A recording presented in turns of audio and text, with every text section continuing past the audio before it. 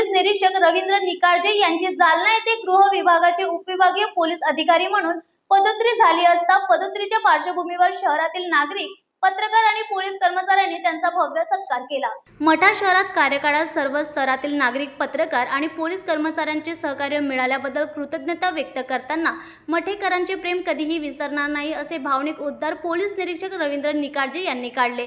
सत्कार सोहळ्यात पोलीस उपनिरीक्षक संतोष माडगे, विठ्ठल केंद्रे, मुस्तफा पठाण, संतोष दायमा यांची प्रमुख उपस्थिती होती। नगराध्यक्ष वैजनाथ बोराडे, उपनगराध्यक्ष अरुण वाघमारे, नगरसेवक, पत्रकार, पोलीस पाटील आणि नागरिक मोठ्या संख्येने सहभागी झाले होते।